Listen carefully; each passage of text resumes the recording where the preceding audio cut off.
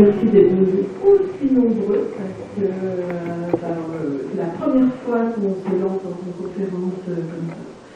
Donc voilà, donc Alistair, que j'ai rencontré un jour au cimetière. En parlant, en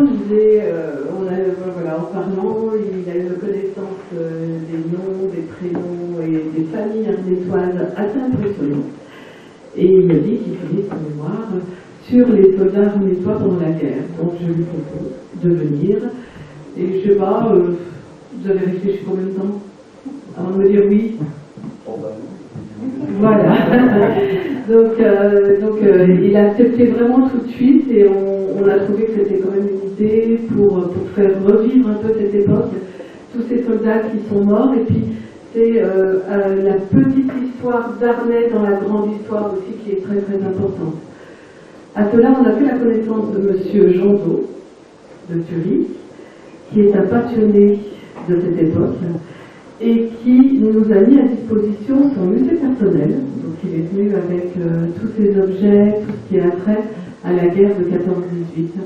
Voilà, je vais laisser la parole à Alistair et puis à la fin de sa présentation, on pourra peut-être échanger si vous avez des questions et je pense qu'il y aura des questions. Merci Alistair.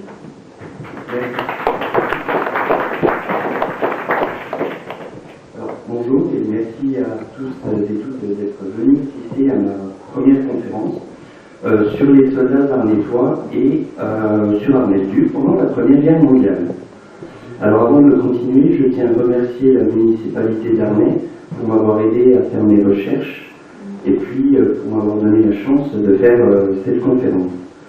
Et je vais vous parler aujourd'hui d'une vaste page de l'histoire. Alors de l'histoire d'Arnay, de la France, mais aussi du monde. Tout a changé pendant ces 4 années de guerre. Le paysage naturel, urbain, la politique, l'économie, les mœurs. Mais surtout les gens. C'est les gens qui ont changé, les hommes comme les femmes, et parce qu'ils sont marqués à jamais par un conflit dont en 1914 on ne peut pas encore imaginer l'ampleur. Alors toutes les personnes, toutes les communautés sont touchées, que ce soit ceux qui vont se battre dans les tranchées, ceux qui seront prisonniers dès le début de la guerre, et puis les gens qui sont à l'arrière aussi. Ils sont tous fortement marqués. Et donc je vous propose de découvrir la guerre à travers des petites histoires, donc tirées des archives, de la mémoire familiale, des gens qui sont liés à Arnay. Donc j'ai choisi de vous parler de quelques dates, quelques lieux et quelques personnes. En 1912, les Arnétois peuvent voir le vol d'un avion Champais. Ce n'est pas le premier avion à survoler la commune, mais c'est le premier peut-être qui vient se poser vers Fouché. Et c'est aussi le premier qu'on peut aller voir d'aussi près et peut-être toucher. Et ce qui rend cet avion spécial, c'est le pilote, François Deroy, parce que c'est un enfant d'Arnay. L'année précédente, il a battu des records d'altitude en Italie avec passagers. Alors, son arrivée a certainement fait naître peut-être des rêves parmi surtout les plus jeunes. Et puis les journaux écrivent aussi sur des femmes pilotes, comme la baronne de la Roche. Alors tout le monde a le droit de rêver un avenir meilleur. C'est l'école qui a tout changé aussi. Un des professeurs au collège d'Arnay, en 1914, Charles Guillain, est le fils d'un domestique et d'une cuisinière de Paris. Il a son baccalauréat, il a étudié à Londres et à Birmingham. Pareil pour Félix Carré, qui est le fils d'une famille assez modeste. Il a pu, grâce à des bourses, étudier à Reims, puis à Polytechnique. Et Émile Kopp connaît aussi une ascension pareille, en pouvant faire de très bonnes études à Dijon. Il y a l'armée coloniale qui attire, qui promet des aventures pour beaucoup d'hommes. Marcel Giloc, qui est le fils d'ouvriers arnétois, rejoint l'infanterie coloniale et il parvient à sortir du rang. Ce qui fait qu'il commence la guerre au grade de sous-lieutenant. Et puis il y a même Robert Moreau, qui n'a pas la chance de faire des études, mais il décide en 1905, alors qu'il a 16 ans, de partir pour s'engager dans la marine. Et il connaîtra le Maroc. Il va pouvoir vivre ces aventures que beaucoup de gens espèrent pouvoir connaître. Alors, avant de poursuivre, je vous propose de faire un petit rappel de la Première Guerre mondiale. Donc, la Première Guerre mondiale, c'est avant tout l'implosion de l'Europe qui est en proie à des tensions depuis de nombreuses années. Il y a des tensions politiques, des rivalités entre les empires au niveau des colonies, et il y a aussi la question des nationalités, surtout en Europe de l'Est. Et puis, en France, par exemple, il y a la question qui a émergé dans les années avant-guerre de la revanche contre l'Allemagne, mais dans certains milieux politiques, où on souhaite récupérer les anciens territoires qui ont été perdus en 1870.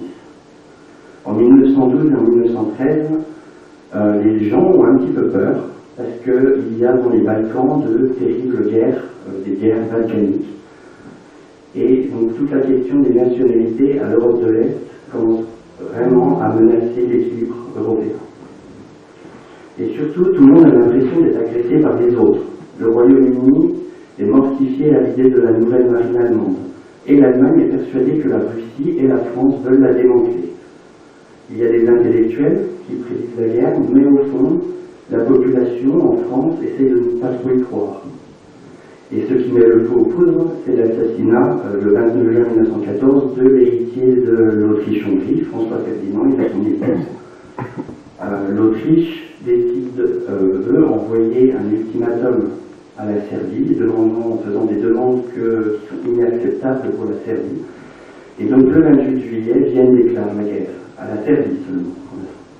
L'atmosphère est lourde. Un journaliste à Bonn parle d'une fièvre d'angoisse qui couvre l'Europe. Pourtant, là encore, l'Autriche, la Serbie, ça reste assez loin. Et en France, dans la presse, dans ces jours-ci, on parle beaucoup de l'affaire Caillot. C'est une affaire qui passionne tout le monde. Le meurtre du directeur du Figaro par Henriette Caillot, l'épouse du ministre des Finances. Même dans les casernes, des zouaves en Algérie, un camarade de l'armée de Henri Laroche écrit le 26 juillet à ses parents dans la Sarthe qu'il n'est pas sûr s'il va devoir aller au Maroc pour des opérations de maintien de l'ordre ou en Allemagne. Il dit, je cite, « Rien n'arrivera car beaucoup sont des rapports de cantine. » Et après il demande l'opinion de ses parents sur l'affaire Caillot. Et là nous sommes le 26 juillet. Tout bascule vite pourtant. La Russie mobilise ses troupes pour soutenir les Serbes et les alliances se mettent en jeu. Le 1er août, l'Allemagne déclare la guerre à la Russie, puis à la France le 3, et le lendemain, l'Angleterre la déclare à l'Allemagne. Dans les années d'avant-guerre, la presse parle assez régulièrement d'Arnez-Duc comme un bourg tranquille, paisible, où il fait bon vivre. Bon, il y a quand même des petits scandales. En 1911, un amant, Galant, est criblé de balles dans son appartement rue des Ursulines par un mari. En février 1912, une voiture tombe en panne à l'entrée d'Arnez-Duc, alors le loueur d'auto, Monod, décide de transporter les 5 occupants à Beaune. Sauf qu'il s'avère que ces 5 occupants sont des membres de la bande à Bono, des meurtriers, des braqueurs qui terrorisent le pays. Et puis il y a aussi le garde-chasse Frimet qui, se sentant menacé dans le tramway, abat un homme, la même année. Beaucoup de personnes travaillent à la mairie, au château ou à domicile. Et puis il y a 5 gendarmes à la caserne, 7 aubergistes, 6 cafetiers, auxquels il faut ajouter de nombreux autres débits de boissons, comme la boulangerie-restaurant, non, l'auberge-boulangerie, Coulon, actuellement chez Henri. Et il y a aussi 7 coiffeurs, 7 bouchers, de nombreux journaliers, maréchaux et artisans. Les habitants ont des origines variées, au niveau géographique ou social. Il y a des familles qui sont présentes depuis des siècles, comme les Boulets, Bullier et Lhomme. Et puis, il y en a qui sont arrivés il y a quelques générations, comme les Narcy et les Rimet. Ou bien d'autres, plus récemment encore, comme les Crossi et Ruffino, qui sont des migrants italiens. Et il y a aussi les Deninger, venus d'Alsace. Le maire, Nicolas Hutin, est de la Meuse. Il y a quelques personnalités locales ou internationales. Tout le monde connaît Edmond Rimet, le photographe. Et puis, et pareil, à Arnay, tout le monde connaît à l'époque l'abbé Didier. Il y a aussi les notables, le docteur Lafage, le docteur Rogier ou l'industriel Jules Tomré.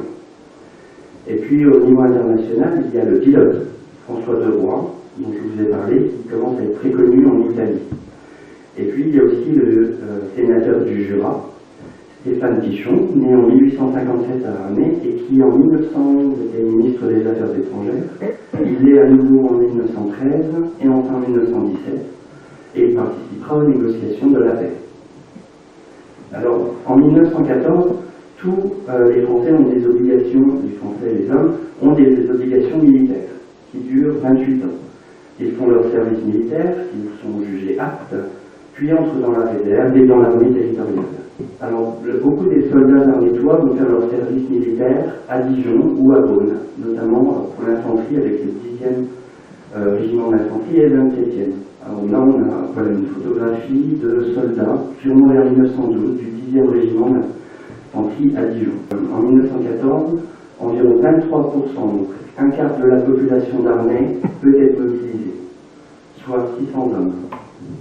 Le 31 juillet, alors que Jean Jaurès est assassiné à Paris, Alphonse Leroy, un sapeur-pompier de 44 ans d'Arnay-le-Duc, est convoqué à un grand exercice. Il est affecté à la garde des voies de communication. Donc, il est chargé de surveiller les routes, les canaux et les chemins, peut-être le canal de Bourgogne, et puis les chemins de fer. Les hommes commencent à ressentir de l'appréhension, peut-être de l'excitation pour certains. Quelque chose va se passer. Émile Godard, qui est un jeune cavalier au 14e régiment de chasseurs à cheval à Dole, doit prendre des mesures. Le journal de son régiment indique, je cite, qu'en raison de la tension politique, le régiment a reçu l'ordre de prendre des mesures préparatoires à la mobilisation. Et ils sont passés en revue par le colonel du régiment. Le 1er août, la guerre commence à sembler véritablement inévitable et le président Poincaré ordonne la mobilisation générale. Le travail s'est arrêté net, au son du tocsin et peut-être aussi des crieurs. Les gens des écarts et de Chassenay viennent certainement jusqu'à Arnay pour pouvoir discuter, assister, tout le monde est un peu en ébullition. Puis vient l'angoisse. Il faut tout abandonner pour partir et puis voir ses proches partir vers l'inconnu. Il y a des officiers à tuer à Nevers qui se suicident à l'annonce de la mobilisation.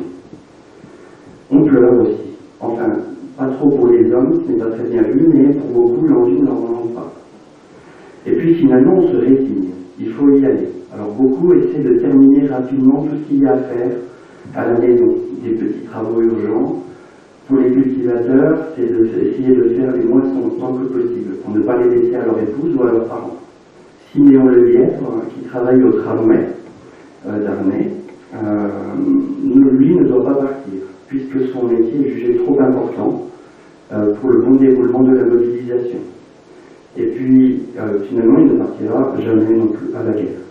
Louis Godard, lui qui est facteur, est mis en sursis d'appel. Il ne doit pas partir maintenant, puisqu'on a besoin des facteurs pour assurer que la mobilisation se passe bien. Il partira finalement le 25 août.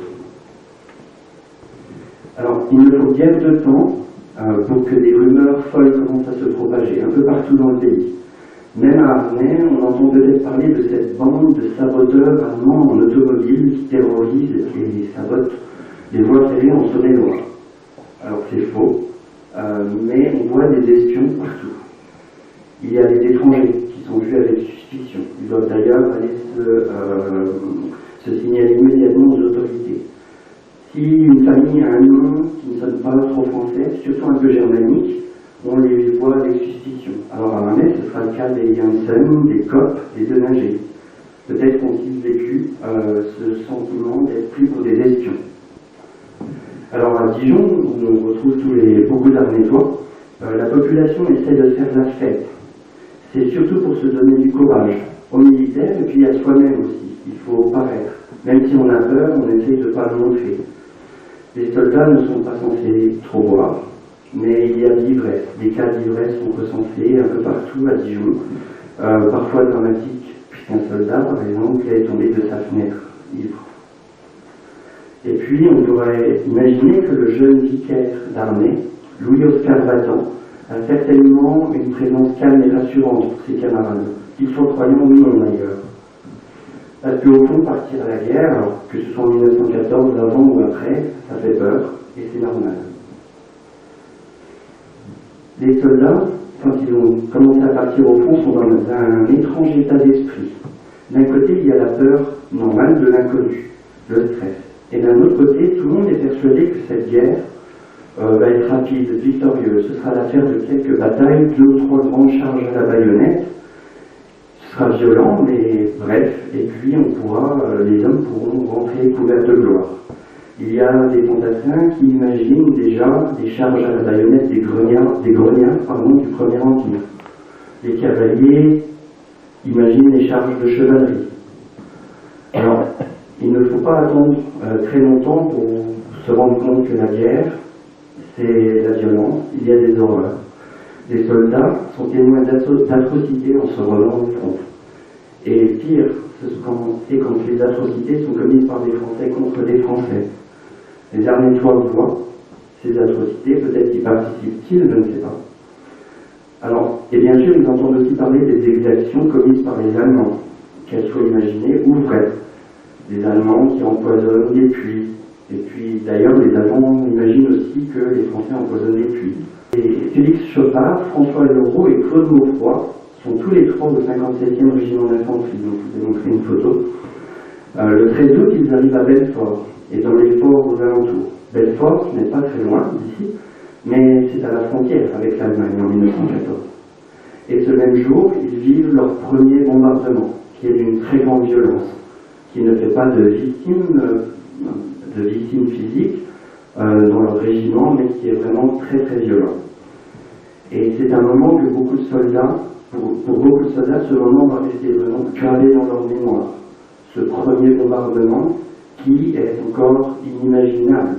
Même les soldats qui connaissent le combat dans l'armée coloniale n'ont pas vécu de tels bombardements. Marc Bloch, qui était un historien qui a combattu, a écrit, je cite, « À moins que je finisse mes jours dans l'imbécilité, je n'oublierai jamais le 10 septembre 1914. Les souvenirs de cette journée ne sont pourtant pas extrêmement précis. Car les soldats qui arrivent dans les premiers champs de bataille, vers les champs de bataille, qui sont exténués par de longues marches, des champs de vie face à l'artillerie et aux mitrailleuses. Ce n'est pour beaucoup pas du tout la guerre qu'ils s'imaginaient. François Dardier est un pâtissier, fils de Louis, qui est ouvrier en Lime-Armée de Claudine Ney-Guillaumeau. Il fait son service militaire au 109e régiment d'infanterie quand la guerre éclate, et il est notamment en compagnie de l'instituteur Henri Breno. À la mobilisation, il est rejoint par Jean-Baptiste Ruchineau, Bernard Carlier et probablement d'autres Armétois. Le 12 août, ils arrivent à la frontière entre les Vosges et le Bas-Rhin. Le régiment doit remonter la vallée de la Bruche, donc c'est une longue marche qui va, le régiment en quelques jours doit remonter, presque une soixantaine de kilomètres, et ils doivent atteindre un village qui s'appelle Viche, qui est situé par ici. Le 17, le régiment connaît ses premiers bombardements, ses premières fusillades. Beaucoup d'officiers sont tués ou blessés, donc c'est la panique. Le colonel Aubry, qui commande le régiment, décide de contre-attaquer. Ces hommes vont charger à la baïonnette, lui sabre au clair. C'est une forme de guerre qui pourrait paraître dépassée face aux mitrailleuses, à l'artillerie. Et pourtant, ils ont bien débuté leur charge, qui est stoppée net, et quelque part autour du village de Schirmeck, François Dardier a été tué, le colonel aussi, et presque 50% des officiers. Bernard Carlier, son camarade, lui, a été fait prisonnier et il passera toute la guerre en captivité en Allemagne. Le 19 août, le jour où Dardier est tué et où Bernard Carlier est fait prisonnier, le frère de ce dernier, Henri Carlier, est mortellement blessé en Moselle. Et puis le même jour, Claude Gérard, du 37e régiment d'infanterie.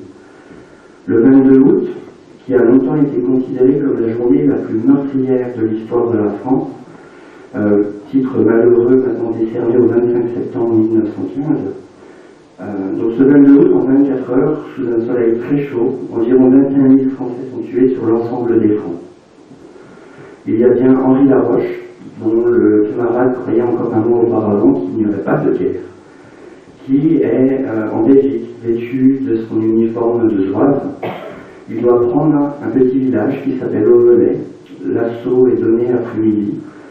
Et puis c'est un échec, 1006 zouaves et 20 officiers du régiment ne reviennent pas, tout la roche. Tout près, à Ham, c'est le lieutenant Cochard. Alors le lieutenant Cochard, sa famille venait de s'installer, sa belle famille, pardon, venait de s'installer à Ramay. C'est un officier de l'armée coloniale. Il connaît le Vietnam, le Sénégal.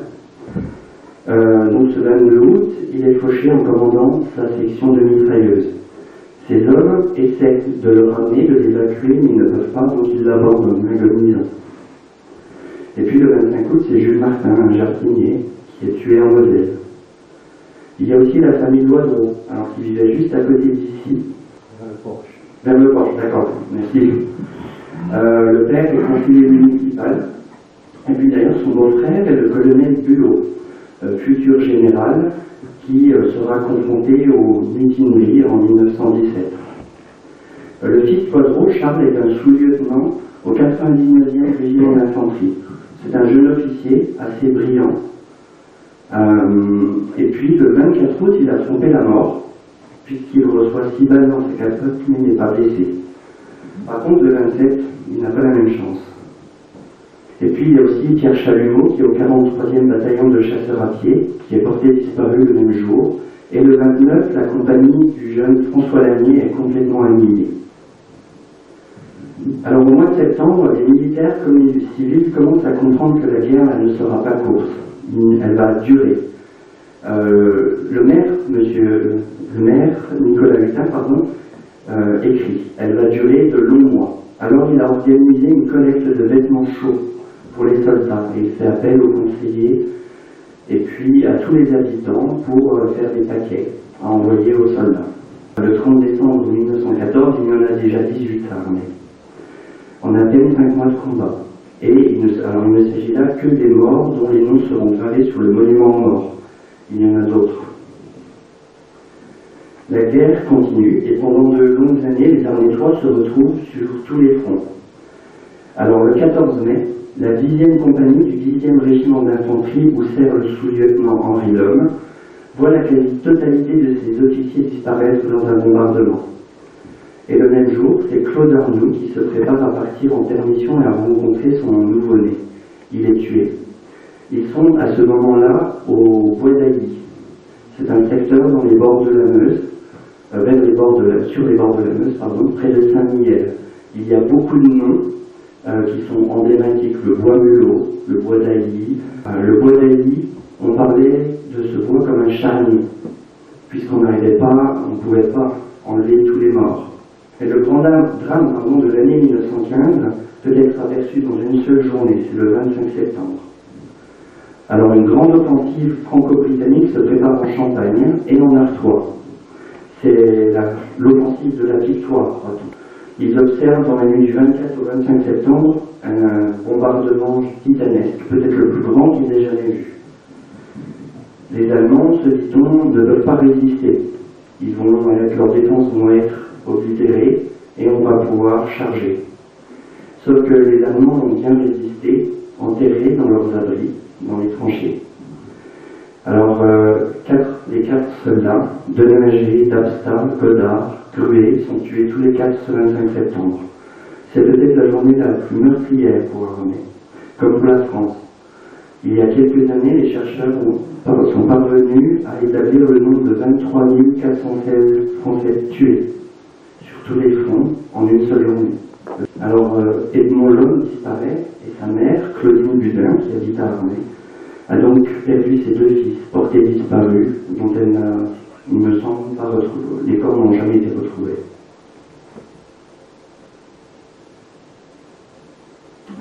Voilà une photographie de Louis Godard et puis de l'offensive de Champagne le 25 septembre 1915. Et parmi les 14 victimes arnétoises de Verdun, il y a Claude Billet qui a été blessé, évacué à Chalon-sur-Saône où il est mort de ses blessures quelques semaines plus tard. Et donc en 1916, un mois après la disparition d'Edmond Lhomme, c'est Robert Moreau qui découvre ce secteur. C'était le marin qui s'était engagé à 16 ans. Il est maintenant au régiment d'infanterie coloniale du Maroc. Et puis, il découvre les ruines de Fleury, dont il ne reste plus rien de ce village, mais dont peut visiter le paysage, les trous qui restent, et puis il y a encore, on a mis des pancartes. Ici, il y avait la boulangerie, l'église, ou au sud. Et parmi les fantassins, il y a des soldats, qui ont des tâches très spécifiques dans le régiment, puisque le régiment doit être sa propre petite société. Il y a les coiffeurs, les cordonniers, les cuisiniers. Alors Jean-Baptiste Rufino, lui, est brancardier, et Alexandre Moureau, par exemple, est téléphoniste. Et au-delà des fantassins, il y a aussi les hommes du train des équipages, comme François Diolot, qui est né à Lacanche, et qui est conducteur dans la section de transport de matériel 242, dont voici une des rares photos que j'ai pu trouver. Et donc, il transportait le matériel entre les dépôts, les lignes de front. Il est mort dans un accident d'automobile le 27 décembre 1916. Et puis, il y a Frédéric Rousselet, Édouard Lanoiselet, et Émile Coq, qui sont dans le génie militaire, chargés d'assurer le soutien de l'armée, participent aux travaux d'aménagement et aussi au sabotage des lignes ennemies. Et puis, le docteur Rogier est mobilisé. L'armée demande énormément de médecins et d'infirmiers pour faire face aux vagues de malades, de blessés. Il occupe de nombreuses affectations pendant la guerre, mais il a terminé au grade de médecin-major de la 2e armée. Le docteur Larrey, lui, qui est plus jeune, n'est pas mobilisé, car il souffre d'une atrophie de la jambe gauche. Jean Guénaud est le fils d'un commerçant arnétois installé à Paris, Denis Guénaud. Il s'est engagé en 1913 et a pu sortir du rang. Et en 1916, il est sous-lieutenant. Sous-lieutenant au 49e régiment d'artillerie de campagne. Plus précisément, il est chargé d'un mortier de 58 mm, qu'on surnomme alors le crapouillot, à cause de sa forme qui peut faire penser à un crapaud.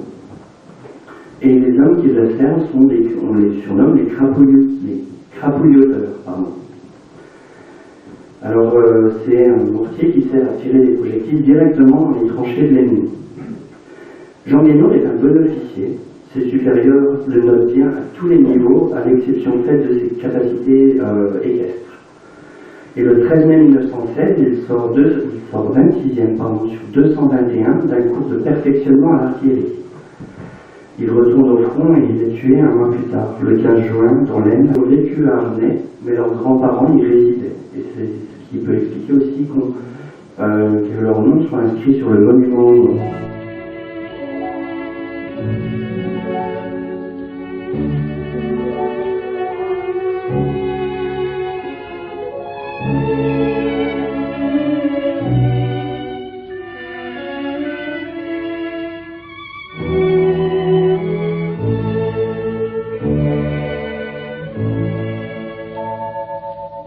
T'écris ce soir comme chaque année, j'ai mis mes souliers dans la cheminée. Pourtant tu seras surpris, cher Noël, en lisant ma lettre au fond de ton ciel.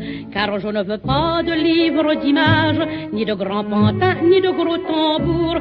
C'est beau les joujoux, et je suis bien seul.